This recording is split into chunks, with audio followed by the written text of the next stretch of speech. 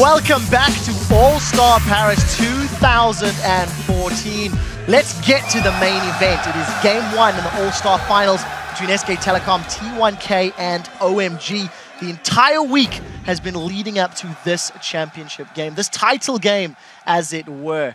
Now, this is a tournament, this is a showdown of the tournament favorites, but it's not the first time that they have faced off. They did play in the World's group stage last year, where the score was an even 1-1.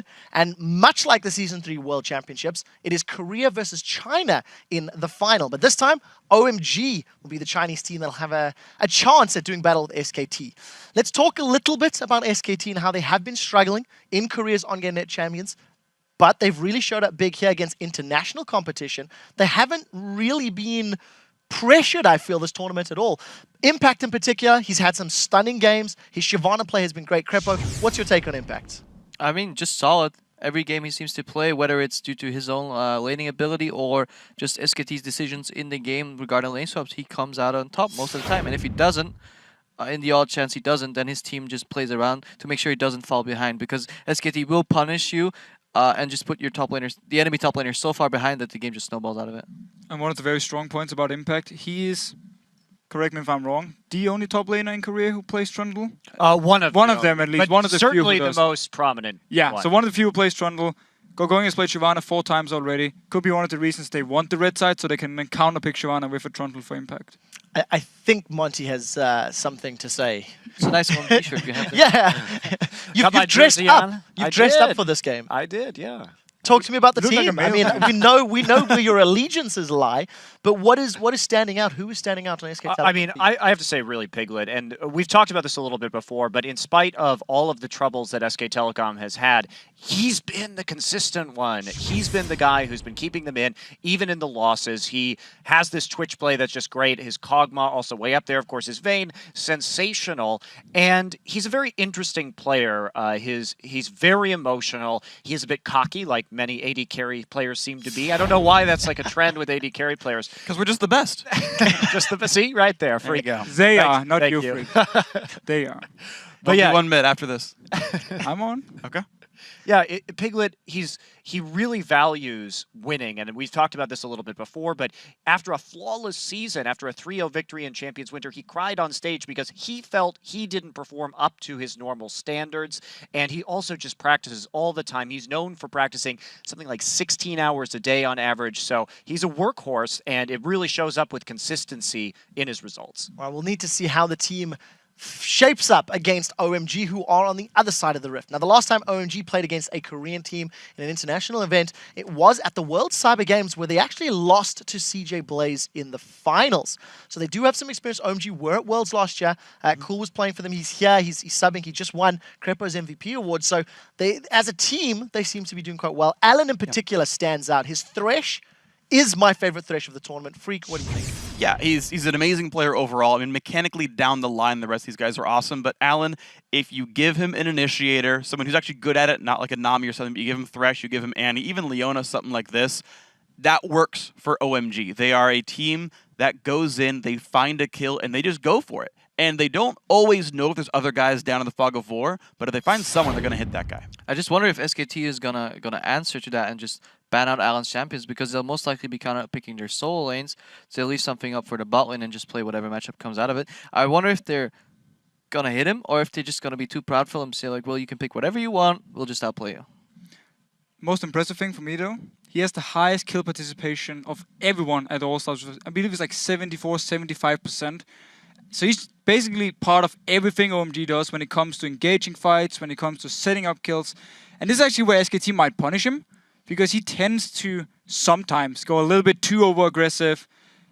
It could be something where SKT picks him off if they have better vision. Not only that, but it also speaks to OMG's playstyle, where they like to group early and often and not play those split push. That's how he's getting such a high kill contribution rate. And SK Telecom, they don't really play that way. They like the little skirmishes. They like the picks. So a bit of an interesting stylistic difference that Stat says in terms of the team play as well. And of course, the person that's picking up those kills in the team fights is Sun, the AD carry for OMG. His stats are phenomenal. 38, 14, and 35 across the 6 games played. The only loss that they've suffered thus far in the group stages, of course, was to Cloud9 and SKT.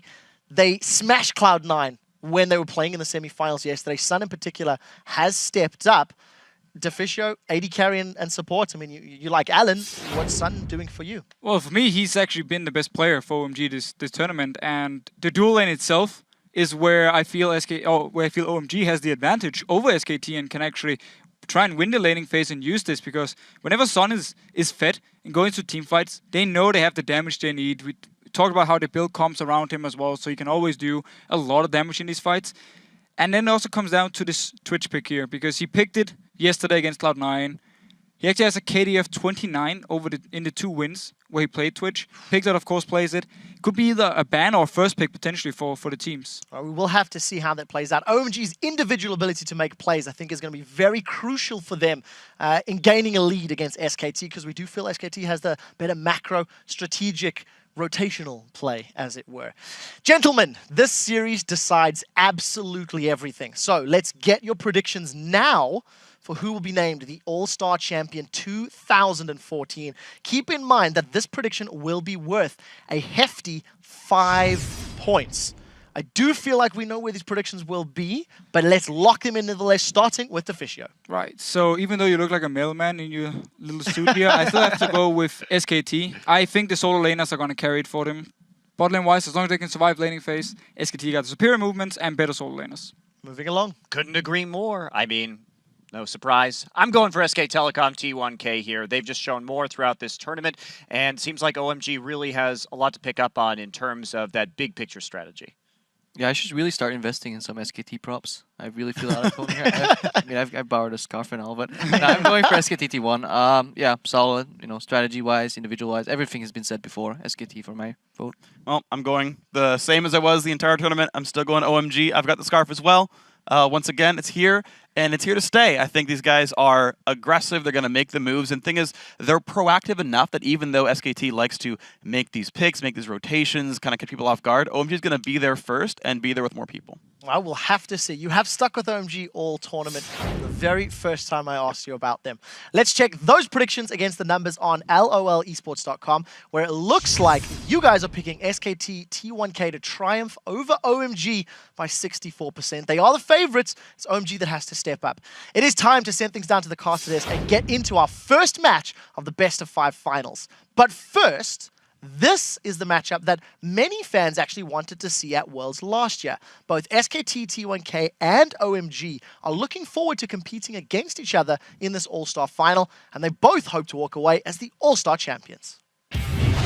如果能在这次全明星的比赛上战胜 SKT 的话，我觉得这是对我们实力的认可，而且是一种很大的荣耀。 이번에 올스타전에서 좀 좋은 모습을 보여주려고 했는데 이렇게 기대감을 충족시켜준 것 같아서 저는 좀 만족합니다. 在 S3 的时候是有一个遗憾，没有与他们在决赛会面。然后这次如果能够战胜的话，我觉得会非常开心，满足了自己的一个心愿。 아마도 이번에 우승을 한다면은 당연히 이제 저희 입장에서 좋고 다시 자신감을 찾아서 이제 다시 썸머 시즌을 하는데 썸머 시즌 때도 잘할 수도 있을 것 같고. 다시 롤드컵 때도 우승할 수 있을 것 같아요. Absolutely, you can't argue what OMG just said there. They have no regrets, that they want to take some revenge over SK Telecom. Hello, ladies and gentlemen. We'd like to welcome Joshua Jatleesman here to the Casadez for this final showdown. Yeah, I'm just along for the ride because I feel like the fans and the teams are going to be carrying this one. Yeah, the fans are ready for this one. While it's not Fnatic who they were cheering for the entire weekend long, these guys are still loud, showing maximum respect to everyone else. So, let's get into it then. Let's check out the starting lineups on the blue side. It's OMG, coming out of China and doing incredibly well here. They are, of course, going in the top lane. Pomelo in the jungle. Their big name mid laner, Shi Young in the mid. Sun, the AD carry, been brilliant for them so far. And, of course, Alan, the support. Of course, on the red side is the defending world champions, SKT T1K with Impact in the top lane. Bengi, great tournament in the jungle. Faker is still Faker, the best in the world at mid lane. Piglet as AD carry, and Pumandu returning on support to try and take that team to the championship. And what a scary team it really is, honestly. They've not really put a foot wrong so far, but we are going to turn our attention to our featured matchup for this game. It is the mid lane. It is OMG's Xiyoung versus SK Telecom's Faker. And this is going to be a great rematch from the group stage. These guys are the best mid laners from the regions and the best mid laners in the world, it seems, and more than any other team. We talked about it. OMG builds their strategy around Xiyoung. They use the 3-0-4-1. I got those mixed up. It's a 3-1 and 4-0 push just to get these guys going. And I actually think it's why SKT picked red side so they can counterpick this guy. And as we've seen all through All-Stars, we have to say, you said it yourself in the lineups there, Faker is still Faker. He's a Season 3 MVP, and he's still at the top of his game. Exactly, and when they faced off in day 2 of the group stage, Faker destroyed that matchup. He brought out the Orianna pick, as it always seems like it happens in these big events when Orianna comes out. 9-3-6 is Orianna versus OMG, destroying Xiyoung's 4-4-4 Ziggs. And that was really the story of the game. If Xiyoung doesn't do well for OMG, they lose. Absolutely, you can hear the crowd. They're absolutely ready. They're actually chilling for Yellow Star, by the way, right now. You can see him on the screen just behind me over there somewhere. So he's over on the French cast. A lot of love for Yellow Star here. No surprises. Unfortunately for him, they're not in the finals. They kind of got taken out by SK Telecom, as of everyone else so far in this tournament. They are unbeaten so far. Exactly, and a lot of that had to do, if we just talk about how SK Telecom got here, with their early game strategy, which isn't something that they had been excelling with in their struggling season over in Korea. They were getting out rotated by a lot of people, just not moving around the map. We talked to Reckless after the game yesterday very briefly. There were times in the game where he said, I just wanted to farm 1 minion wave, and he couldn't do it because SKT was always there. And that's going to be tricky for OMG, who typically likes to draw games out a little bit in the early game. And I really like what we heard from SKT there, that a possible win here at All-Star could rejuvenate them as a team, could give them the confidence back, could give them more energy, because really it's the summer split where it really counts, where you're fighting to go to Worlds. And I mean, if they play like this, if they can continue to play like this, they are going to do better in their summer champion season. We'll have to find out, though, if they can get that, because OMG are hot right now. Here we go, picks and bans, and remember, SK Telecom, despite coming in as the favorites, have chosen to go a number of times with the red side, and we believe that is down to counter-picking, of course, for the mid lane. Right now, the picks and bans quickly. Yasuo, no surprise, and Thresh. Yeah, or as Deficio said, it could be a top lane counter-picking thing, just because for OMG, Going almost always sacrifices his own farm, and SKT has been destroying enemy top laners, so if they really messed up his champion pick as well as playstyle, they could take him completely out of the game, almost pull a fast switch on OMG, and just punish the things they already let themselves get punished on. Oh, we'll see the bans coming down from OMG, a little bit more mixed, but definitely towards the mid lane, towards Faker, LeBlanc, Yasuo, Lee Sin there towards Bengi in the jungle. Over the other side, Thresh against Allen, probably the best ban against OMG when it comes to starting fights and initiation. Nunu taken away as well as casting in a very fast lock-in here for Twitch. And Joe, so much stuff was left up in this champion select. Obviously, like Yasuo is a nice ban and Nunu are like nice target bans, but they leave the power champions available. I thought Twitch was going to be a ban or first pick in this series. He's 6 wins, 2 losses overall in this event, and the first pick doesn't surprise me, except for the fact that they gave up Jax. They gave up Jax and Kha'Zix as well, so Bengi back on Kha'Zix. We saw Pomelo on that earlier in the tournament. The crowd hoping they'd see some Pantheon come out here, actually, with the Sparta chance there. Jax as well, of course. Well, I mean, Impact has earned himself his own skin in this game, of course. World champions, and he has gone with it. And speaking of Sparta, there it is once again. I think we're going to get some chance for it throughout this one. But Leona alongside Pantheon. You and me were sitting in the back room during OMG's games when these exact chants happened, and I was, what are they on about? And you're just like, it's the Sparta chant because of Pantheon. And they're bringing it back because that Pantheon was ridiculous. The timing of the ultimates with the coordination from the rest of the team. Every single Pantheon ultimate resulted in multiple kills. On the other side, SKT not really messing around here in terms of their picks, though. Of course, Twitch was taken away. Piglet is going to secure himself Lucian. They also take the Morgana in the support role. Obviously, that Black Shield, something they're going to be utilizing, especially against Leona.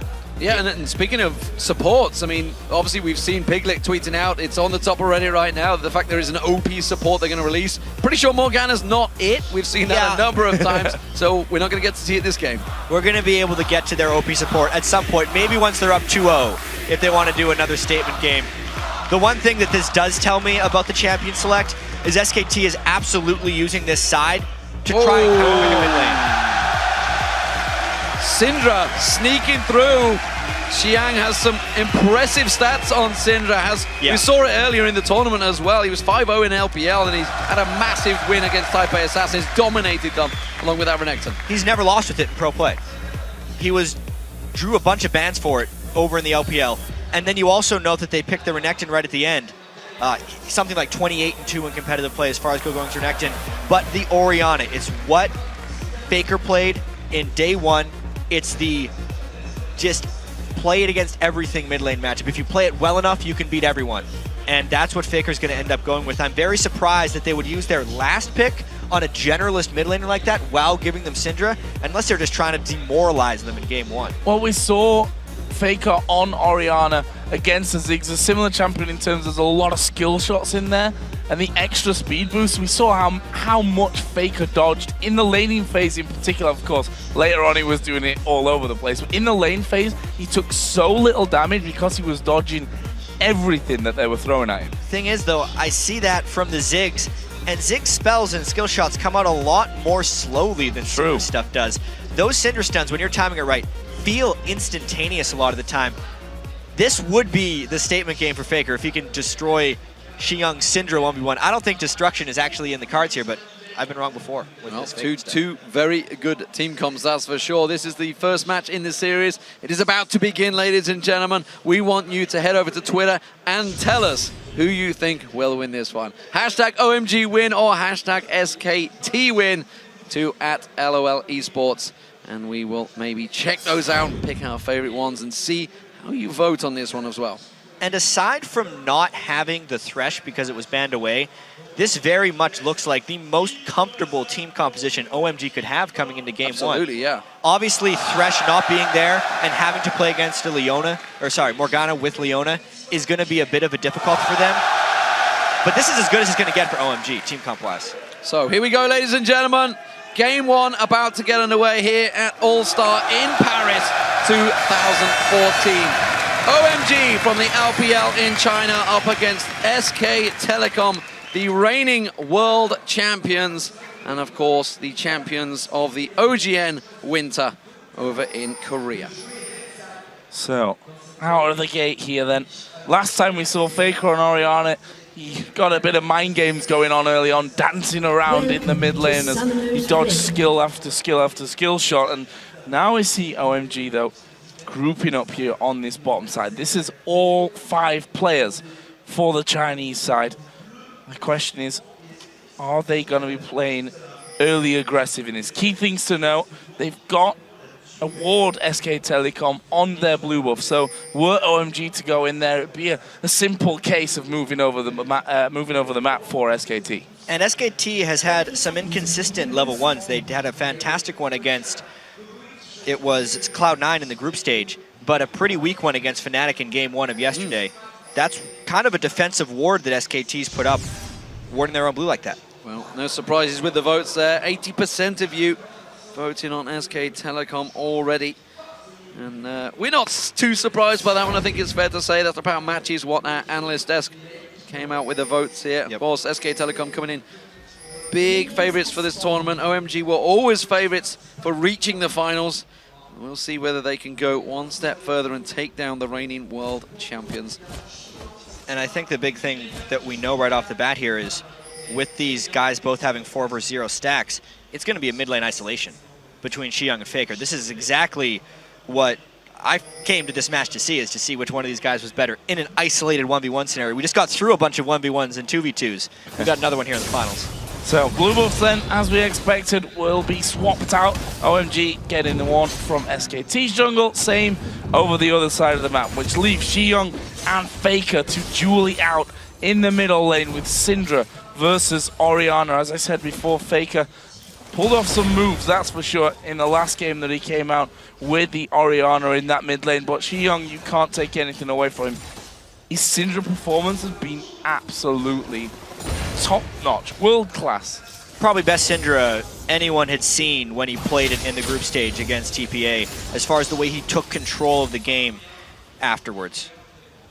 Yuxin may well argue the case against you there with his pentakill last Let me tell you, last season. We mentioned this yesterday, man. Guys that say they're the best players will always say they're the best players. That's for sure. Xiyang gonna have to get away here. He's completely pounced on. Oh, but there's a great knockback. Have they got enough to try and take him down? The team comes in. Pomelo's there. We get some damage back down towards him. Bengi with the blue book. He has to be the focus target. Impact with a minion. The cannon minion does not turn towards him. And everybody escapes alive. Yeah, well, when we thought it was going to be an isolated matchup, no way. They let it be an isolated matchup right there, but they both get away with slivers of health. The only things to note there is there's actually still an ignite on Xiyang, so if he gets his health back, he would theoretically have an advantage after that craziness.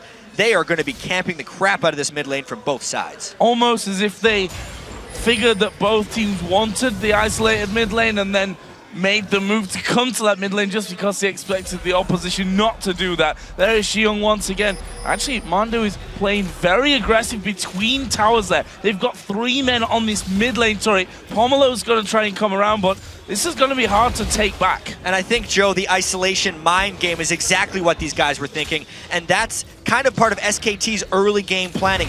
They make someone think they know what they want, and then they go and counter that. It's a great job by them. All their early games have been spectacular. But what is turning around here is the fact they did not get that mid lane. Meanwhile, the bottom tower is taking a lot of damage from OMG so far. So despite SK Telecom's attempts, they have yet to really make a dent on that tower. And you can see San and Alan down this bottom lane have put a really big dent in it to the fact that Impact, he has to back away. Gonna lose a lot from this one if we look down the CS. I was gonna say Gogoin has double CS, which is factually correct, but it's 4-2, which is not exactly a big deal at this point. However, we've seen these top laners when the turrets have gone down early and been frozen out of games before. Interested to see how that works from both of these. Certainly OMG are going to take the first tower. Yeah, and more than ever as far as top laners getting shut out in this All-Star event, the average CS at 10 for a top laner here is 52. It's incredibly low because they've basically been sacrificed in so many of these games. And instead of just the fast turret pushes that go 2 turrets deep, it's more about denial.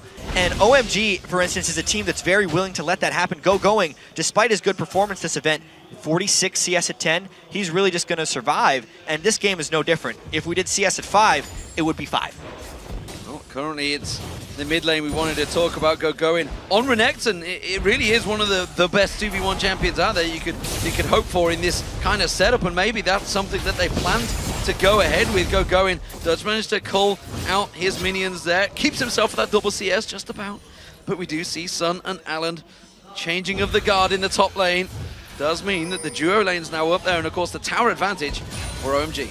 But speaking of top laners getting isolated or freezing the lane, with this lane swap that OMG has done, Impact could absolutely freeze the lane for himself on Jax here, and that would be circumventing the Renekton as a counter pick, because there's no way Going can get farm. He's still running down that bottom lane, but he actually has nowhere to go here. I really wonder if SKT is going to take advantage of this. Oh, Faker gonna get stunned up. Here comes Pantheon from the side. Bit of damage back on towards Xiyang. Pomelo gonna throw his spear off in there, and Faker able to walk off. Bengi, of course, had come back around to that. And one thing that was so impressive about Xiyang's play with the Syndra was how good he was at landing the stun. Over and over and over again, we saw him stunning multiple people. Well, currently, Pitmandu returns back to lane, gets himself a chunk of gold. We are going to finally see that Sun and Piglet up against them. Faker's taking some serious damage in this mid lane against Young. He's running a high-risk game right now. This mid lane is going to be such a battle. There's already been so many supports and junglers and top laners just arriving in that lane, but in an instant, they got a little bit of FaceTime with each other. We get to see them burn their entire mana pool and nearly try and push each other out of lane. Faker does hit 6 first, though, and Xiyang is out of mana. He's going to be back in pretty shortly. Just hitting level 6 there, though, which will bring him back up to the same rate as Faker, who just wanted this last wave after putting a ward down. Needs to be careful though, because Xiyoung at level 6, mana starting to regen there, could have been a bit of a threat to him. Meanwhile, Impact, we were talking about freezing that lane up. Gonna go aggressive here. There's a stun coming down. He's not going to escape this one, surely. Or is he? Yeah, exactly. I've said that before a few times in this tournament so far. Very, very low. We can see that Syndra, Pantheon are coming down to try and close him off. Gonna get the counter-strike off. Going. Goes in there quick enough. He's got nowhere to go. He's got the hit. Impact he is has in his trouble. teleport maybe if he can find a window where Going stun is down, but he's really just trying to kill as much time as possible. Eventually, he's going to try and make a great escape. Someone's got to collapse eventually. He's going to try and execute here. Going, has he done damage? No! Oh, whoa, wow. At the very least, Going was in experience range for that death, but it is a great job by Impact to do all that dodging and not give up a kill. He just got a glimpse of Bengi there. The blue buff is on him. He had to steal it away, because while that was all going on, Pomelo and Xiyoung went into SK Telecom's jungle and tried to steal away that blue buff from them. That's not going to be on Faker so far. Pomelo, though, is going to eat some serious damage from Bengi. He's going for it. He's used the ultimate. He's going to tower dive. He gets the first blood. Xiyoung does not land the stun. Can he try and close the gap towards him? No. Bengi's hit and run. Look at that level difference. First off, level 6, level 4, and then to have Xiyoung short the stun is disastrous, because that could have been a blue buff back to the mid laner. He's landed that stun 99 times out of 100, but he misses it at that point. Good stuff from SKT. Bengi now having this red buff away, and he'll be feeling strong. We know what happens to a confident player, and Bengi this event has been, you know, there were these questions about Bengi. Is he feeling confident enough? I might get back to that in a second. He's just recalling, but there were the question marks really about Bengi. But we've seen him with Lee Sin diving in behind 2 turrets through the wall into the enemy base with Lee Sin multiple times. He's playing like there's no problem for him right now. And the results absolutely show it. Even when we saw Piglet talking in the promo before this, they said if they could win this All-Stars, they could get their confidence back and maybe even win Worlds, because that's what they gained when they won last time on the World stage. They're doing well to get it back.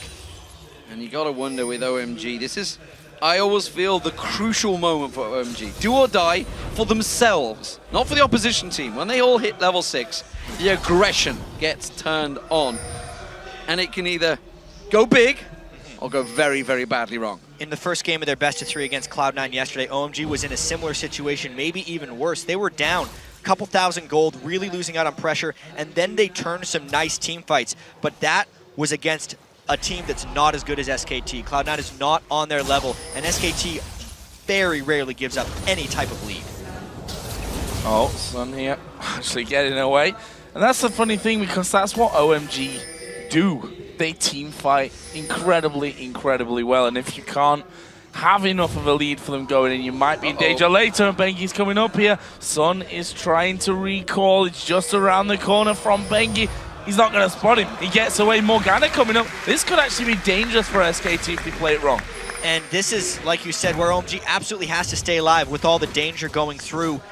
If you want to beat OMG, you have to destroy them early, is what we've seen. Because if it gets to that team fighting phase, the experience is close. It could be trouble. Bengi sneaks in, gets the voice bugs on the white there. He's still got a 2-level advantage over Pomelo, and that could be huge as this game develops. Because without that ultimate, you know, the Grand Skyfall, it's a big problem for OMG right now. Their normal aggression cannot be used without that jungler.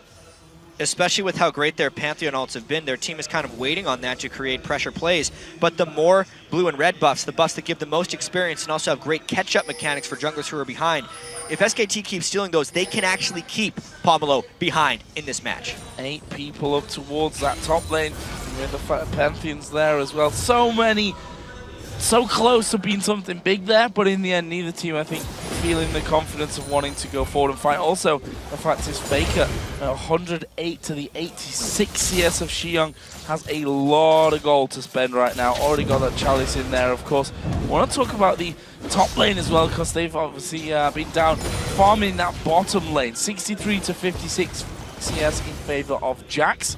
Impact already has himself that Vamp Scepter in there, but a pickaxe on the other side. Gogoin's going to try and do something early here to cripple Impact. Well, you can see the Dragon getting started off just before getting into that. You're going to see the Xiyoung. I mean, simply put, Faker's had no pressure on him. He knows that Pomelo is solo, he got taken down first blood, and that all leads to this simple, easy dragon for SK Telecom. Completely uncontestable at this point. OMG, this is the weakness in their game. Very early on in the game, even against some of the lower tier LPL teams, they would be even or even slightly behind on gold. It's because they just don't put priorities on these early game objectives. They have enough confidence in themselves that they can just kind of play it safe. You can't play safe against SKT and actually beat them. And right now SKT are pushing this bottom lane. And GoGoing might be in a little bit of trouble here because Bengi's come around. This is a 3-on-1. GoGoing actually, he's going to do a lot of damage over there. The turret tanked up. Here comes Alan from the side, landing on towards Faker. They're going to pile everything in. Faker's in real trouble here. Throws down the shockwave, which means Pomelo is stuck under the tower. A kill comes back from that one. Well, Impact keep going. Bengi's actually coming across the side here. Alan's going to be the sacrificial lamb. He'll go to the top side so the rest can get away. He'll fall down. Xion going low. They're trying to get back in on towards Mandu. Going with his ultimate ring. I don't think it's going to be enough. In the end, we come out with SK Telecom again ahead in kills. And it kind of seems like OMG is telegraphing their strategy, and then SKT is able to come back at it a little bit because they burned everything onto that turret dive, just piling on, but it gave time for the teleport to come back in and give a kill. See exactly right here. It's all burned on Faker, and he had the ball on his head, so all this damage is actually fairly reduced. Notice the teleport not in the turret because he needed the positioning and the shockwave extra sucked in OMG, so they had to spend time running away to give Impact damage coming down. And with that teleport for Impact, it certainly drew him back in there. You can see the second kill coming in. Xion just about surviving on the turret here. Very low, but Pumandu can't get chased upon. Meanwhile, back in the jungle, now with a 2,000 gold advantage for SK Telecom. OMG are in danger of slipping away in this game. That was the first big play they've tried to create, and again, it was countered by SK Telecom, just like we saw against Fnatic yesterday. And you got to try and find the limit of how far OMG can actually fall behind, and we're really getting close to that point. Sun does have his Blade of the Ruined King on Twitch. He's going to need to try a few surprise attacks. If something brings them back in the game, I think it would be the stealth attacks from Sun's Twitch. The problem that I see with that, though, is that they're sticking as a three-man team. Are you going to come up against the Blade of the Ruined King Jax to that surprise attack? Probably not. Kha'Zix also is probably the only one that's going to be hanging around. We'll have to see about that one. It's difficult here, I think, well, it's difficult for any team in the world when you fall behind against, well, the world champions, to actually force them to give up that lead, to make the plays that are going to crawl you back into the game. We're 15 minutes in here. We can see that the gold sitting around about 3,000 already in the lead for SK Telecom. You do really have to wonder how OMG is going to pull this one back in. They have their ultimates back again, their big killing ultimates, Leona and Pantheon, but they might be a little trigger shy. They got to be extremely careful about how they initiate because of how the last one turned sour.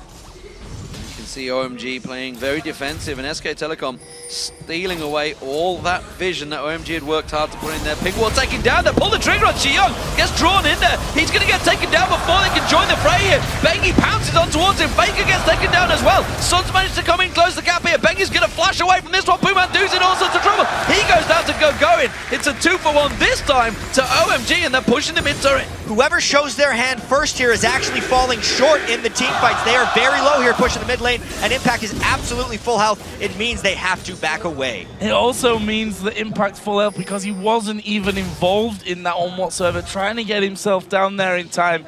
In the end, GoGoing actually used his teleport to get there. You can see that Impact didn't have that available, and those numbers advantage switch things. Let's have a look at it again. Yeah, and this was SKT finding a catch on a Xion, and you can tell their eyes just got big as soon as they got that Dark Binding, but they walked right into the Pantheon ult and the Twitch. Faker goes down, basically both mid laners get caught, and at that point, it's one teleport versus no teleport. They get the extra man in the team fight. That's all she wrote, 2-for-1. Yeah, and of course, you know, Impact's teleport was down because he used it in the last fight that went their way. So two teleports used to turn the fight to their advantage. They are, of course, both on cooldown. Impacts will come up first, and he is actually waiting to try and pounce around the back of GoGoing. He's got the support of Bengi and Pumandu moving up the river. And Bengi will want to become involved in almost every single one of these fights, knowing he is 3-0. This is the time for him to step up, but GoGoing, he's losing this fight badly. He has got no ulti. Impact has a flash, but he's got no vision. That was the problem there. Scared to go through the enemy jungle, and rightly so, because look who had started to move in, well, pretty much the entire team outside of Sun from that on. 1 minute to go, though, until the next Dragon comes into this game, and that's going to be a really interesting fight. I think one thing is clear from the last 2 big fights we've seen already is the mid laners are the focus. Just as we focused on them in the featured matchup, clearly these two teams, it's always Young and Faker going down first. It's funny though, because it's so much different than an isolated 1v1. It is just them getting focused by both sides. Another fight erupts. Alan is so dead. Alan Doe, he gets drawn away from it. Bengi's now in trouble. Young shuts him down, and that turns it back around. Pomelo jumps in, but he's a little bit too deep on this one. Double stun! Look at that, double stun comes in. Going gets on towards Boomerang. Shockwave is pulled, but it's not enough damage. Impact teleports in, runs down the side there. Sun's chasing on towards Faker. He cannot gain ground. He gets slowed down there, but it's a 2-for-0 this time to OMG. That is exactly the point in the game where OMG had to win a fight to start turning it around. It all started in a ward fight while Alan was out there. He initially got it, and the fact that Young is rolling now is a big deal.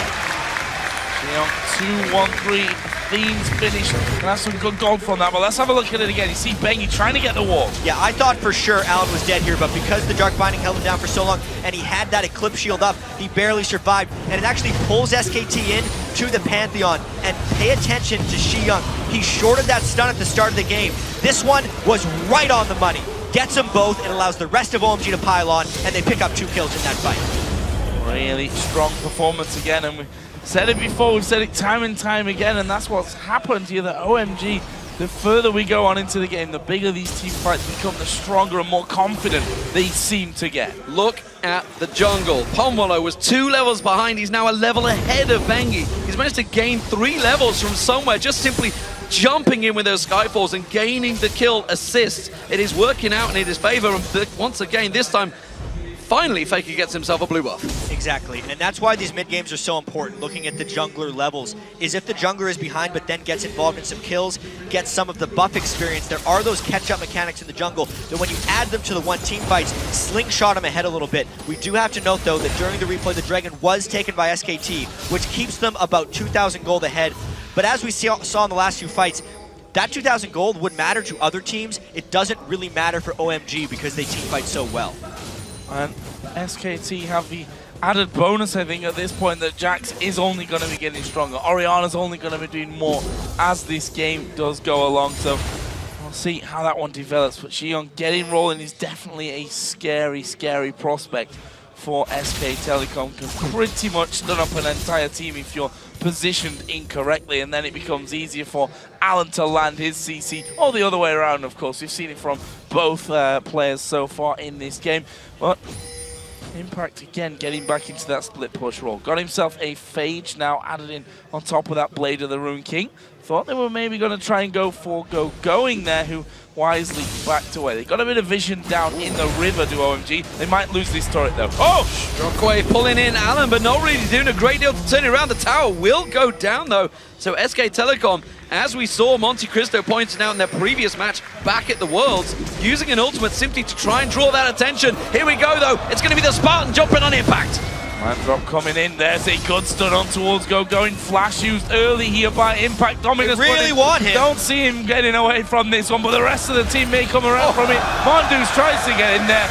Going picks up the kill. Son of the mid lane. He popped open. Oh, and he's popped Faker. That's what he's done. Popped out and got himself the kill. He's going to be able to stealth away from this one, I feel. Is there a ping ward there? I don't think there is, so he should get away clean.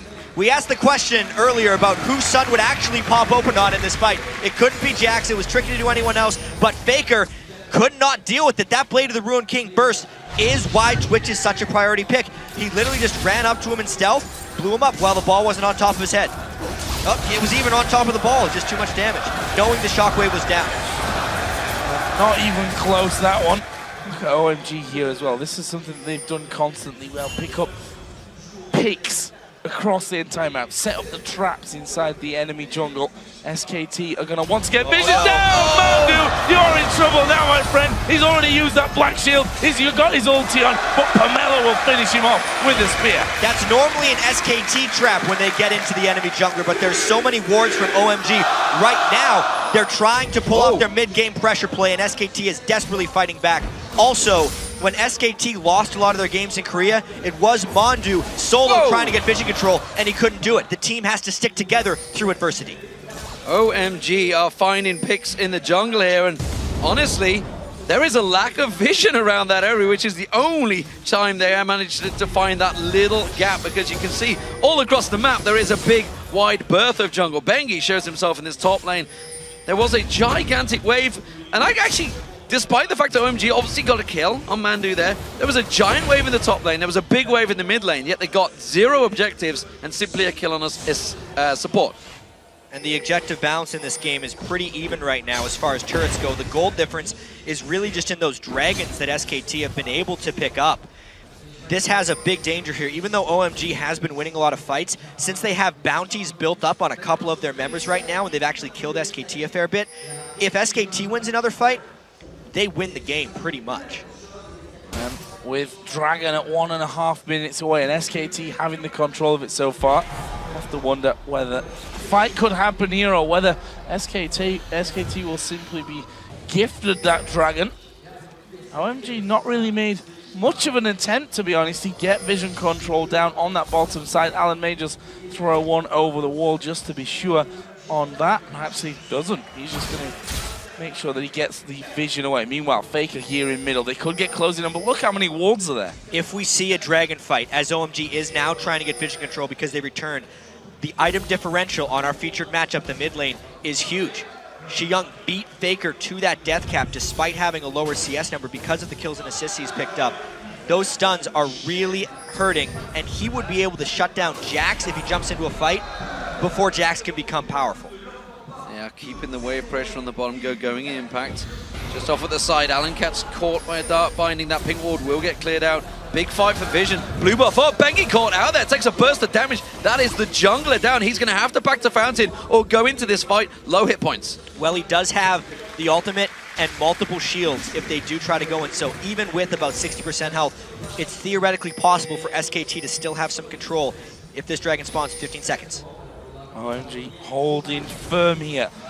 They're winning the vision control battle by a lot right now. And the fact you can't really get past Xiyoung as well right now. If you can't walk through the jungle, he can just zone you out completely, because that stun can pretty much knock, it will stun anyone that goes through that area. And that's going to be a Dragon. It's going to be a completely earned Dragon by OMG. Going in there earlier after losing the last couple, getting some vision down, controlling SKT's blue side. Good pickup for them.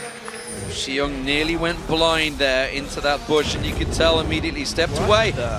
Pamela they actually thought that SKT was sneaking Baron right there. Yeah, I think they were just thinking we can't have taken the Dragon that easy, that free. SKT must be up to something right now, but it wasn't to be. The blue buff was stolen away though, so Faker's not going to have that for a while. Mandu, look and see the damage now. That death cap on Xiyoung, half the damage ripped off him in just a double combo. And it is really important as we look at these teams and how they match up against each other. SKT, a huge favorite coming into this one because of how impressive they looked 4-0ing the group stage where OMG 2-2'd, and then also just how handily SKT beat Fnatic. But remember, OMG beat Cloud9 pretty badly too, and Cloud9 were pretty damn good in the group stage. When OMG played their regular season, they tend to feel people out in their first game of 2. They're 40-minute long games. They play much more conservatively. Then in the second games, 32 minutes. They're way better. They've had their group stage to take SKT, and there's the stealth bomb. Jumps on Piglet. That's it. You can see Sun sneaking in there. Now they're going to try to turn this one back around. They flash away. Impact now locked up. Counter-strike is not going to land. Alan's running all the interference. Go going. Oh, man. Stun comes out from Xiyoung. Go going. Gets the locks on Faker. Faker taken down. Impact on the side. Bengi's drawing the attention. He pulls him away. He got on towards Pomelo. It leaves Go going on his own, but it's another of the 2 carries picked off and assassinated by OMG. 0-4 is the score for Faker right now, and they might catch him. Oh, ward put down right on top of Bengi. They know which direction he's going, and look at this. They're just going to close off to all those different entrances. Could be that Bengi has to kill himself here at this point. This was such a difficult choice for OMG because they had to fear the Jax teleport coming in. It was so close to being a Baron fight, and they can't seem to find Bengi. Nice escape. Good stuff from Bengi, keeps him alive, but that has seen now OMG take the lead in the gold. And this was the start of something great for them. Look at how far away that stun landed from. Max range just allowing it to knock him out. And without an AD carry, SKT kind of wants to fight this, but they're not entirely sure. And watch how Faker gets flanked here. Gets the stun into another stun. He's not allowed to move. He basically would have had to go Mercury Treads in this game because of the way they're focusing him properly. Worst game Faker's had in quite some time. It is definitely all driven from this mid lane. I think if one thing is clear from this game, no matter how it turns out, Young will not be playing Syndra for the rest of the best of 5. I'm surprised he's playing it now, to be honest. Yeah. I honestly think that his Syndra has already been shown to be ban-worthy Confidence? this tournament. It could be a confidence for SKT. I mean, remember how we said this is pretty much OMG's best composition they're going to get in this best of 5. And it might have been a scare tactic by SKT, thinking if we beat them at their best, the series is over. Demoralize them, yeah. And try and demoralize them. Remember, this is a best of 5, and SKT is very experienced in playing long series because of the playoff format in OGN Champions. This could just be one of their long-form tactics, if that's actually it. I'm not sure. Well, if there's anything I've learned, it doesn't matter what an Orianna does throughout the game. If he just lands one of those big important shockwaves, it can turn everything on its head. At 0-4-2, it's not the opening game Faker had dreamed of last night when he was bedding himself down after destroying Fnatic, but it's clear that right now, it could turn around. The stealth bomber thought about it, but he caught a glimpse. He caught a glimpse off the side there. Sun would have pulled the trigger on Faker. He would have died, but he was wise to back away. That's the value of the Twitch, though, and why it's such a ban priority against these guys. It allows control, but they tried jumping on Allen. Will it work this time? Yeah, he's down. Yeah, it will. Because it gave him trouble jumping on Allen before around the ward control. That's huge, though. It burned his ultimate as well as taking a support down, and that's right as OMG had gotten map control. SKT can get it back with that pick. What are they going to do here? SKT moving up towards the Baron pit. 4 men left alive, and Allen not coming up here for a good 15 seconds or so. Obviously, it's gone down now just a little bit. With them gaining 2-man Baron. Full vision control back here. There's not a lot that OMG can do about it. It's the one mistake into a big move by SKT. It's why they're so difficult to beat. It's why they're the world champions right now. They kill Leona and they're scared to check. They'd have to pant the ult in almost right now, but they are moving, and SKT only has 2 inside. They have to bail out. OMG sees them. Pomelo ready and waiting. They're spotted in there. Going goes in. It's going to be a smite fight. Who's going to go down? Impact's the focus. It's going to be SK Telecom, but at what price? Impact is taken down. It's a 1 for 0, but it's a Baron nevertheless for SKT. OMG have to push. Absolutely worth it there for SKT. They pulled it off by staying in. OMG couldn't get in fast enough. They need to get some kills. What a stun, but not in range to follow. Long range stuns coming out. They're going to try rotate. They're trying to pick anything up they can here, but they know they've just stole the march on them, SK Telecom. They're happy to stake it. It's only a 19-second death timer at this 30-minute mark. And it's not giving masses of gold there over to SKT with how that one, or with how close this game actually is in the end. Here's the Rat Faker trying to recall. A little bit of a letdown in the end. It was a little dangerous at that point. He still does a lot of damage with that death cap completed. And because there's a Baron buff now on the side of SKT, the kills are still in the advantage of OMG, and they still do hold the control advantage, but that Baron buff could be so critical if the dragon fight happens. OMG seem a little bit unsure of what to do right now. They've been running around that jungle. They're like, yeah, we've just give SK Telecom, we need to push, but SK Telecom have been smart. They've gone back one by one. And I also need to talk about how smart that Baron choice was by SKT. The fact that they only committed 2 people into the pit that can both jump out afterwards means if they did lose the Baron, they still wouldn't lose the game. They would have had 1 casualty, win or lose in that Smite Seal. It wasn't an all-in maneuver, but it potentially gives them the all-in ability of winning the game if they would have gotten it with no casualties. So Dragon here was, of course, on basically OMG's side, since it was so heavily pushed up there in the bottom side of SKT's jungle. But SKT themselves have now started to move away. That actually levels us up bang even in gold at the 31.5-minute mark. Are SKT feeling confident enough now with that Baron on to actually push something?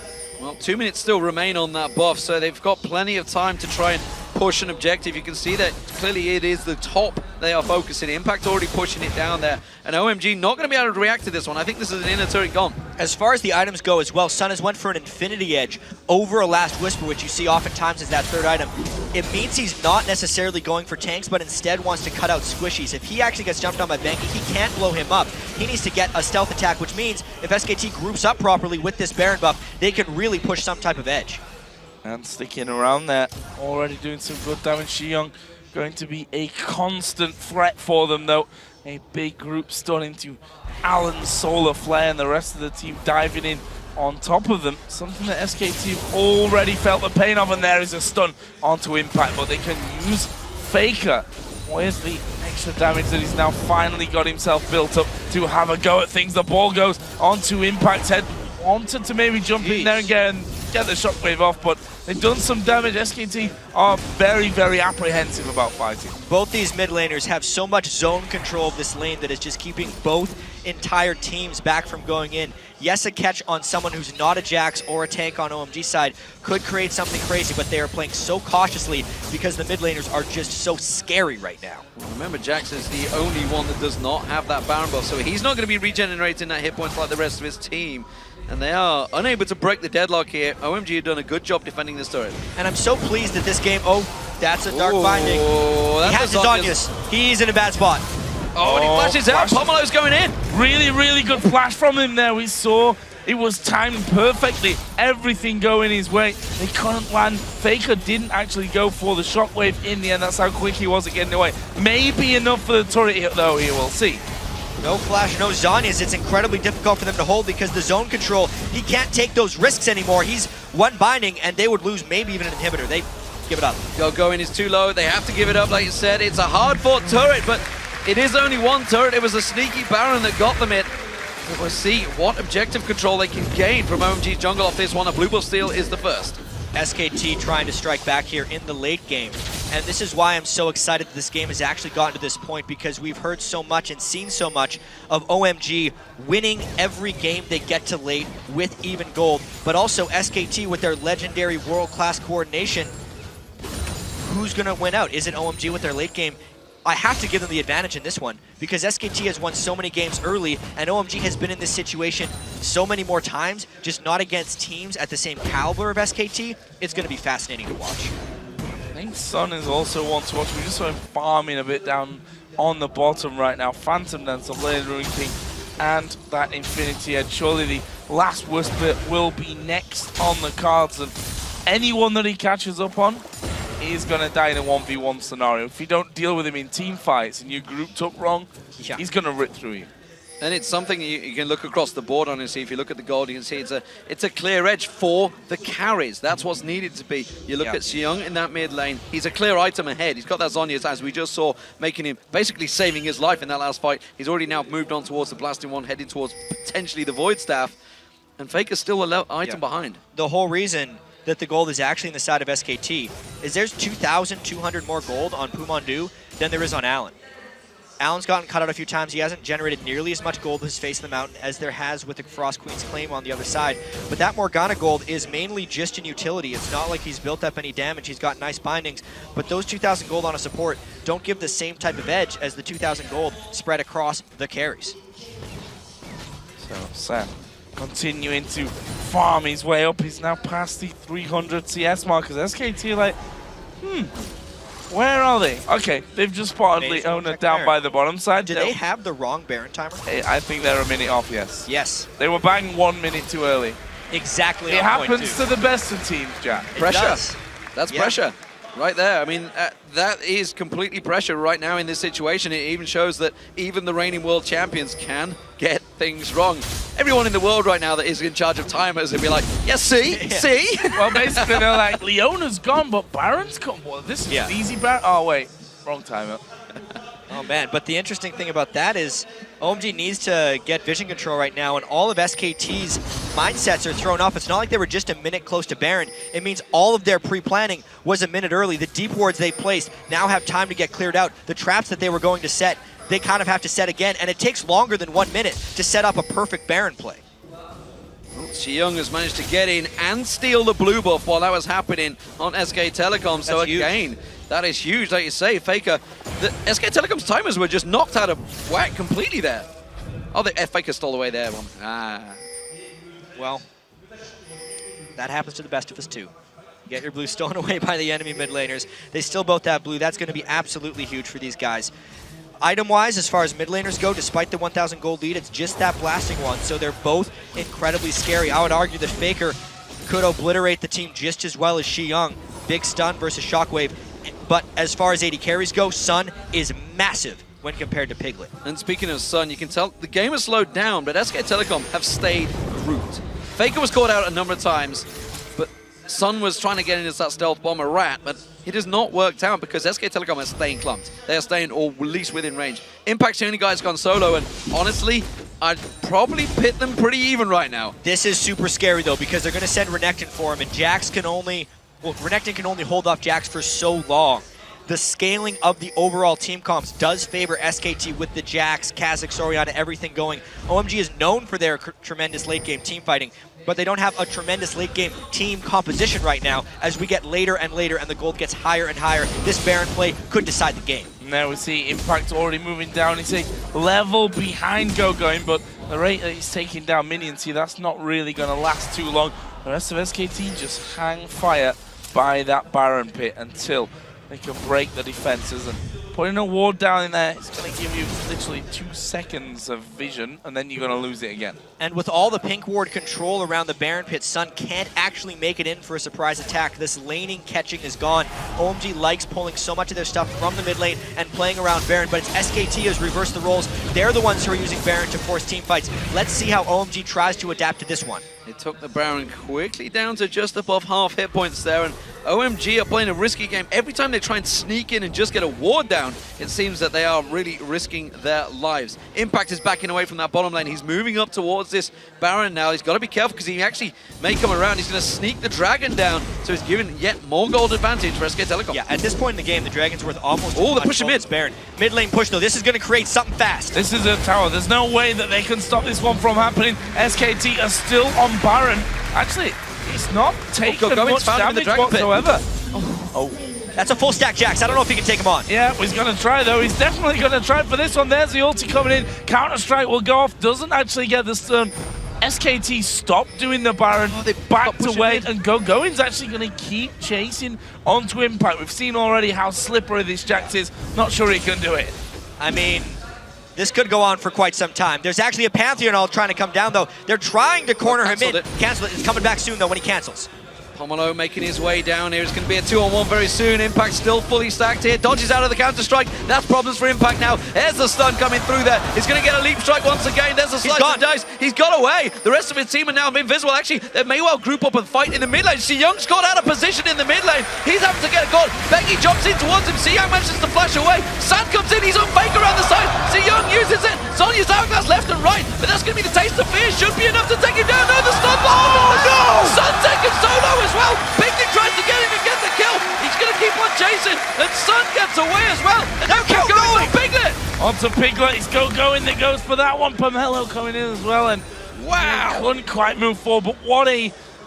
I mean, look at those health bars. I don't even, it was 2 for 0 in the end. The gold is going to transfer, but people are so damn low, they can't actually take objectives off this. The Dragon timers and Baron timers, 30 seconds. They might go to Baron well, though, but let's take another look at this. The Zhonya's, before his Void Staff, was so critical in this game. He pops it despite taking a lot of damage, and then the ult on Faker to keep him back, and then just the protection from Allen, so critical. He blocked all the culling shots, and stopped him from being isolated to the Kha'Zix. They're going for Baron. The fight is on. The fight is on, and they're going to find the support of Allen. Pomelo's in all sorts of trouble. He gets destroyed. The shockwave comes ricocheting through. GoGoing in trouble. SK Telecom turning on the style right now. The Sun gets caught out. Sun's stealthed up, but he's going to be able to sneak away. Teleport behind Xiyoung. They're done for. Putting wards down here. Sun is going to go in towards Mandu. Oh, he's landed the bandit! He's landed the bandit! Piglet comes in the back. Mandu now going to try and lock up Xiyoung. Where are they going to go? Impact is there. Binding doesn't land. That's a lot of damage going through. But the ace comes in for SK SK Telecom T1K. And that is the game swinging entirely in their favor. We said it was a 2-for-0, but they had taken people so low that it would be hard to push objectives afterwards. It would actually be disastrous to push objectives afterwards because they get completely aced and lose the Baron to SKT. And look at this, inhibitors, objectives being fallen left and right. SK Telecom turning on the power that Jack's burning on that thing. Hasn't used his own skin, by the way, I might point out for Impact. He's not using the Summoner's Cup, but it doesn't matter because it's another tower falling. SK Telecom taking everything off OMG now. It looks like they may have just won the game off of that one because the game and the gold that was so close for 41 minutes now has a 7,000 plus gold advantage. They got a lot of the killing sprees down. They finished Sun with nice dark bindings and mostly just having a scattered fight against OMG. You would think that OMG's late game mechanics and decision making, because they've done it so much during the season, would hold true in this game, especially at the Baron pit where they seem to flock every single critical game and make powerful plays. It fell wrong in this one. 2,000 gold lead now for SK Telecom. Still it's OMG that actually hold on to the lead in the kills. The items starting to get there, starting to get to that 6 item stage where gold doesn't matter anymore. Anything's possible. A shockwave. Yeah. Zonya's before or after a shockwave couldn't even make a difference there. Xiong, if you'd have avoided the shockwave, Yasami actually going to take a lot of damage. Going will tank it up. Impact moving forward. Will SKT want to fight this one? They, of course, took the inhibitor turret and the inhib itself in that top lane. The inner turret in the mid lane was taken out as well after the ace. Bottom lane still has one tower outside of the base up for grabs. Might be an easy target for them here. Yeah, and as the siege on the turret comes in, I'm not sure they're going to clear it this wave because they're going to come pushing in now. I'd love to see a replay maybe at the analyst desk of what actually led to that Baron fight, because obviously we came out the replay, we only just caught it as they all engaged. They've been running a merry dance for a good 10 minutes before that, but suddenly the crazy engagement. OMG again, maybe just stylistically caught out. They're going for it, Joe. They're going to jump in, the cancel. Ooh, Pomelo pulls out again, but that turret's going down. Pomelo likes to play with our hearts right there with that Pantheon ult. It would have been the game if they lose that fight. It wasn't a clean enough initiation, so they're willing to sacrifice their second inhibitor of the game. They're completely against the ropes. You almost never see comebacks after 2 inhibitors down. Yeah, you have, and they have the perfect scenario. Super minions coming in from the top side. They're just going to start to pressure that bottom lane here. Force OMG to defend the turret or lose it, which either, it's not good either way, because super minions are going to be killing your base by the time you've actually held on to things for that long. SKT basically knocking on the door of victory for this match. And it's been a tough one. This was not as one-sided as many had predicted, but they may do this Pantheon ult once again. Another false start for these guys. I think he's cancelled more than he's actually dropped in on. Well, I think he's wise to cancel it as well, because he was like, are we going to go? No, we're definitely not. I think they're just waiting for SKT to push in and maybe try and get behind them, but... Yeah, the Pantheon ult's on such a slow cooldown. It's when you cancel it. It's fine to try that because it higher the probability that we're going to get one. They're hoping to predict a Pantheon ult that comes in really quickly as SKT dives, so that they're using it actually at the start of each minion wave. Like again. This time he's going for it though, he's going to pull the trigger. Faker's already used that shield, the dark binding. Faker tries to get locked up, but the Zonya's hourglass is enough to stop it. Pomelo in trouble, he takes all of the culling damage. Impact's taken very low, he's going to drop down there. Going slides in and out. Faker's going to get focused. Sun gets pulled to the side, Faker goes down, it's a double kill for Xiong, but they're still backing away into the turrets. They've got to be careful, the big damage dealers are still up for OMG. Mandu goes in, Zonya's ulti comes out there, stuns up, another Zonya's comes out from Xiong. He flashes in on towards Bengi, stuns out Piglet, but has to back away from this one. Sun comes in, gets himself a double. They've defended for now, but the super minions are all over the Nexus. Their base is in absolute shambles right now. They did push them off though, and they have enough damage back in their base that I think they can hold this one off, D-Man.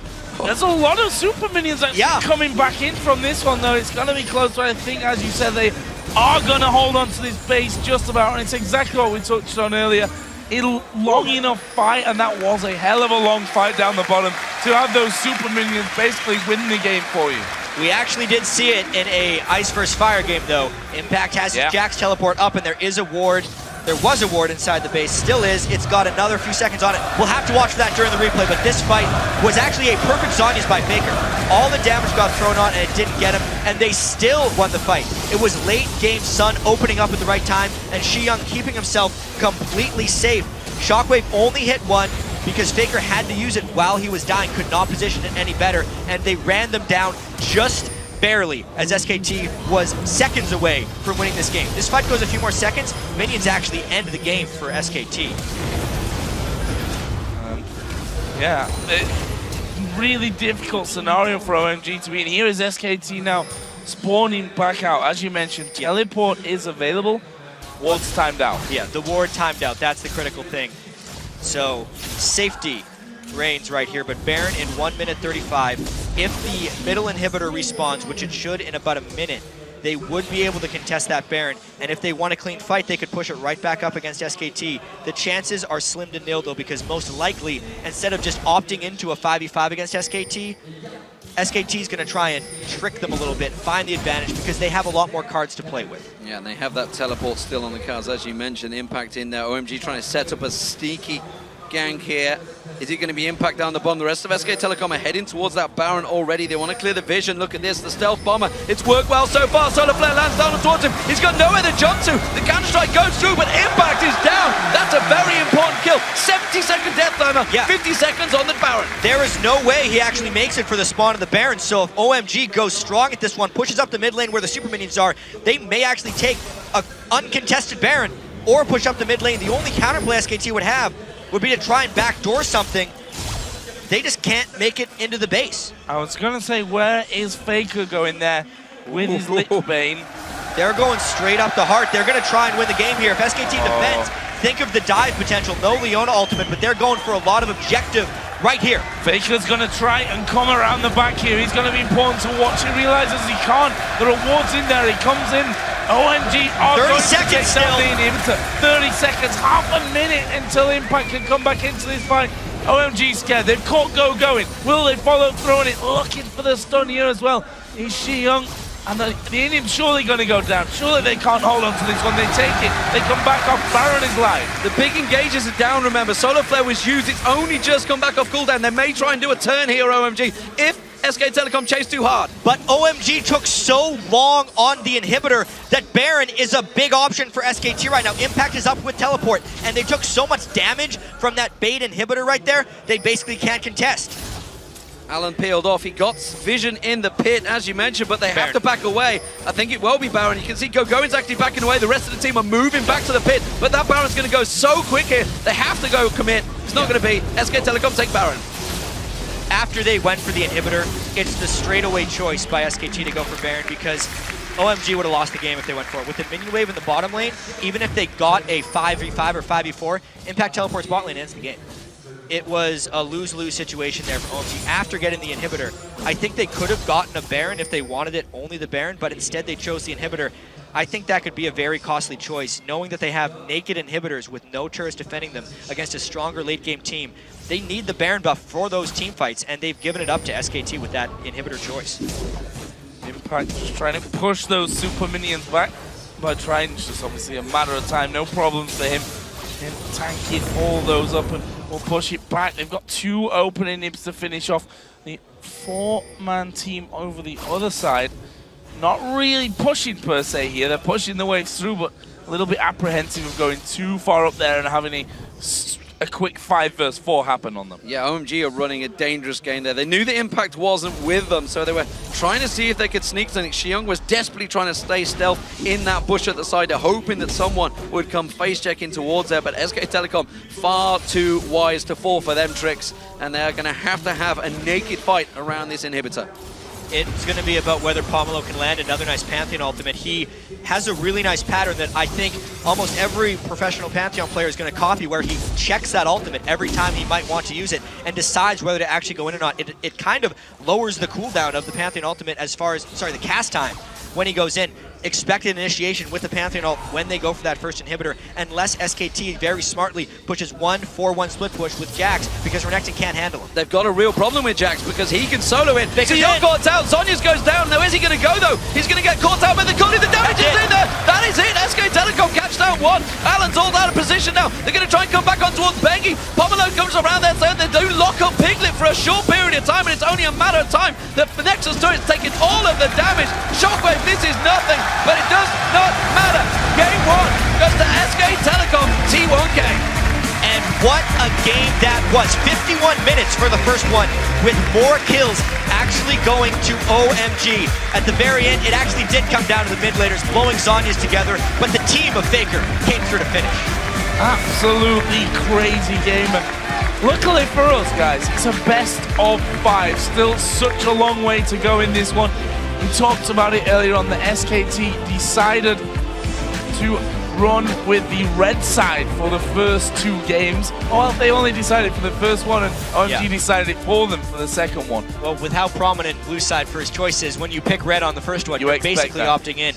And that'll be a very interesting story as we get towards game 2. The big problem here right now for me, I fear, sadly, is that OMG got everything they wanted in that game, and they didn't get victory. That's exactly it. Going on his main champion, Shiyong on a champion he's never lost on. Well, he has now, ladies and gentlemen. Sun on Twitch. Huge in that game, by the way, 7-1-4 on that Twitch. This may well be a big moral value, a mental victory for SK Telecom. There's the outside chance that OMG actually gained confidence from that, though, because they were incredibly close to beating SKT once again right there, and that's not, I don't think internationally, aside from within China, people weren't giving him the chance for that. And you have to wonder as well, 51-minute game. This is a best of 5. Could be a very, very long series for us. You start to lose a little bit of concentration. Maybe not in the next game, but maybe the next game after that, and the next game after that. We saw it in game 1 there for SK Telecom. They may have won the game, but they were a full minute out on the timer on Baron and completely missed the blue buff. Absolutely. Completely out. We'll see how it goes, ladies and gentlemen. It's a best of 5. For now, we're going to check in with the analyst desk to break that game down further. Thank you very much, guys, and welcome back to the All-Star Analyst Desk. As a note, that was the longest game of our tournament thus far, clocking in at 51 minutes and 30 seconds. And my word, did it deliver from start to finish. I do want to go back. It is nearly an hour ago that this game began. Let's talk about some picks and bans. I want to talk about the fact that SKT opted onto red side. There's a lot of strategic decisions and thinking and planning that goes into that. You can see the pick order. Please take note. First pick, blue side, on the side of OMG. It was, of course, Twitch, and following through Deficio. What's your take on the red side and, of course, the picks and ban phase here for SKT? Well, so first of all, with the red side here from SKT, they could actually last ban the Nunu because they've seen everything else was being banned away they actually wanted to remove from the game. So they could remove the Nunu here, and it was great for them because they would either pick up Twitch or Jax as the options here. And Nunu would be great against both these picks. So it's very smart to take it away. Also, OMG plays well with it. Now, first pick is Twitch. Obviously here, it's where OMG has the option between Kha'Zix, Jax, and Twitch as the 3 OP champions. SKT are fine. You take one, we take the next 2. They instant lock them in as well here. The Jax was huge for them in this game. Also because there would be no option for going to pick anything that could deal with Jax late game. There's simply no choice for him other than go Renekton and just try for early game come from OMG's side. Not to mention that if the Twitch is first picked, by responding with Jax and Kha'Zix, you have champions that have really good gap closers to get onto a very immobile Twitch in this game and deal a high amount of single target damage. 100% agree. And also, we can just pull down a graphic now. We've seen the pick here. The Morgana pick as well. Because you have these champions who's going to dive onto the enemy team, you need your AD carry to be safe. You need either Faker to be safe as well in the backline. And with Morgana, with the Black Shield, when you're against the likes of Pantheon, Renekton, physical champions, with a stun here, the Black Shield will last the entire duration on whatever target Pumandu puts it on, because these champions can't break it. So they will never be able to single target stun either Piglet or Faker in that case, if they're just standing in the back, and they can just deal all the damage towards OMG then. So picks and bans locked in. Both teams, I feel, getting very comfort picks for them. A lot of sort of signature champions actually being thrown in there on both sides of the table. As a note, Going is 7-1 on Renekton from the beginning of the year until now. That was his very first loss on that champion. A player who is famous for his Renekton. So we get out the gates. The game goes explosive early on. Crepo, talk us through the first trades and engages. Yeah, you see that even though OMG pick their bot lane first. I feel SKT picked a losing matchup just because they really fancied to swap away both. If their bot lane swaps away, that's fine because that way the Jax is swapped away from Gogoing's Renekton. And as you said, he's really good on that champion. Renekton does really well against Jax, especially in the early levels. It takes really long for Jax to ramp up to a point where he can actually start bullying the Renekton. Even though the Renekton was gold down in fights, you could just see how powerful he is in the early to mid game. So that was good from SKT. They lane swapped. They had both teams delayed invaded on the blue buff, but then I feel they could have played it a little differently, and I don't want to question their methods, but I just want to offer an alternative and see if that would have been maybe been better. I think we even have a replay of that situation, so if you can get that up on your screen right now. Yeah, so at this point, what we see here is Bengi and Impact. They just cleared 3 camps in the blue side jungle, and normally in the Western scene, in the LCS that we play in usually, we would see that top laner and jungle go up top, be joined by the bottom lane that's already there, go for a 4-0 push. Instead, they opt to roam down to mid and engage on Xiang's Syndra. If we roll the clip right now, we can see that Impact does a really smart thing. He channels his stun, goes immediately for the flash on top of Syndra. However, if Xiang would have flashed this a little better or a little earlier as he saw them coming, this could have backfired really hard for SKT. This is a really close fight where I think both people end up living on 1 HP, and SKT kinda doesn't win out at all here, Money. Well, you can tell that this was the strategy behind letting them have Syndra. Obviously, when you don't ban it, you're going to assume that OMG is going to pick it up. And so they wanted to make a play on the mid lane. Now, key points there also was Xiang reacted really well to that. First off, Faker didn't get an Ignite range, which was pretty crucial. And also, because it was the Syndra-Orianna matchup, he was level 2 and had skilled Command Attack and Command Protect just to save him from some of the damage. Didn't have that distortion. If he had had distortion, if he had been in Ignite range, that would have been a kill. I just wonder, do you not think that going for a gank on Syndra is a little bit too risky? Because Xiang still got stunned by Jax. If he would have flashed out of the Jax range, because he can see them coming in range, would the 4v0 not have been better for them? Certainly it's the safer play, I would say that. But the thing about it is, if they had gotten that kill early and shut down the bully Syndra, because of the power spike of SK Telecom's composition in the late game, I think it would have been a lot different because they would have had the early game advantage as well. Yeah, but to answer your question, though, like, they only chased because she was at 12 health, right? Yeah. Like, the flash engage is not something you predict, right? They're going to research level 1s, know there's no defensive ward on the blue just because they understand the team pretty well. And like, that dive is so unpredictable that they're not going to be waiting to counter gank. No team is waiting to counter gank that. And if you don't flash after the Syndra, then like there's no risk. It's just so like I want to interject because we do have limited time to discuss a 50-minute game. Okay. And I love the fact that from the very opening minutes of this game, there is so much that we can discuss. I want to go out there and say OMG held their own against SKT on an individual mechanical level as well as a strategic level, albeit they were a 10th of a step behind. OMG did give up the first dragon. I do feel that SKT got an early lead, and they held that very small lead throughout most of the game. But you can by no means say that OMG were outclassed or outmatched this game. Agree or disagree? Well, keep in mind, the comp here from OMG is very, very strong in the early mid game. And that's also why they did so well in keeping up with SKT in these fights. Just the fact they actually were behind in gold in the early mid game was a giant loss for them, because SKT could just take it easy and actually just extend the game. We saw Faker pick up home guards fairly early, so you could just always go back to base, come out and defend. And we actually also got a replay just to highlight as well how the comp worked for OMG. So if you just put it up on your screen as well. It is again Son here on Twitch, who's actually sneaking up towards Piglet, who I believe he got stunned by Syndra from first. Out of range. From out of range, that's the power of the Twitch Syndra combo. Exactly, they can always sneak up on targets here, and OMG they know, if you look at the gold, it's dead even, we're 26 minutes in. This is the point where they should be ahead with this comp. Anyhow, let's just roll the clip. They get a kill onto Piglet early on, and then we see Alan starting the fight up here. Only 2 members from OMG actually, but they're still going for the fight. Ultimate from Faker coming in, doesn't actually do anything, and the fact that Alan gets out alive simply means from here on it's a 1 fight from OMG, and this is what they needed. They needed to win these fights here.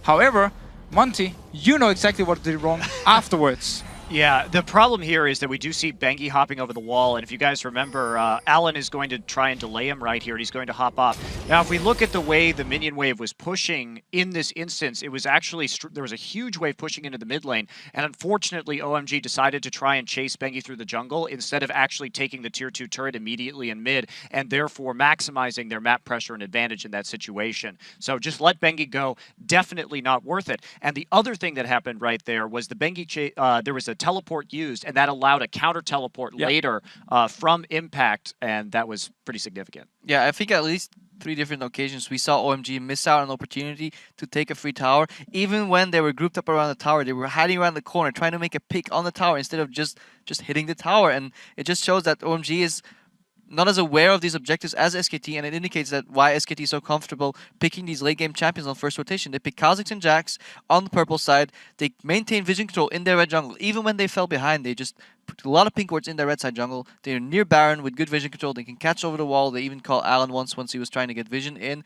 They're comfortable going to late game, and then they know they can outsmart their opponents. Well, 2 closing thoughts from both Freak and Fisher before we move in. Yeah, I think overall, SKT played their comp largely correctly, right? They grouped for the actual 5-man siege the whole time because they know if you split Jax, Pantheon jumps you, and they respected the OMG engage. Largely, the times where SKT fell was they were looking for picks when OMG was already pre-grouped. It would be someone like Bengi thinking he gets a free kill, but there's 4 more members of OMG there.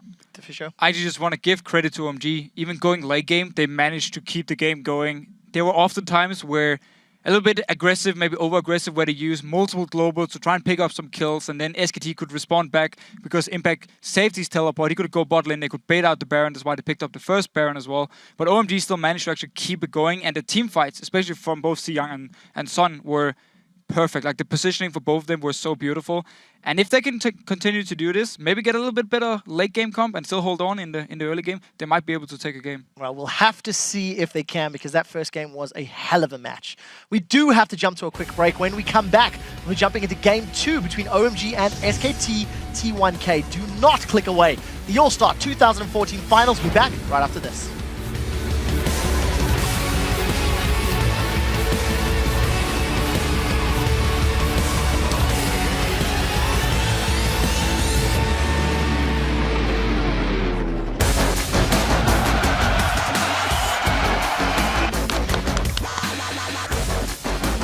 Baker's in real trouble here. Throws down the shockwave, which means Pomelo is stuck under the tower. A kill comes back from that one. Will Impact keep going? Bengi's actually coming across the side here.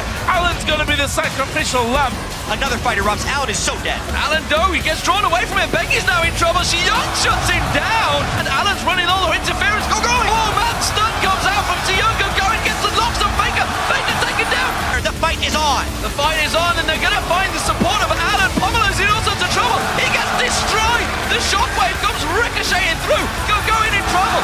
SK Telecom turning on the style right now. He flashes in on towards Bengi, stuns out Piglet. But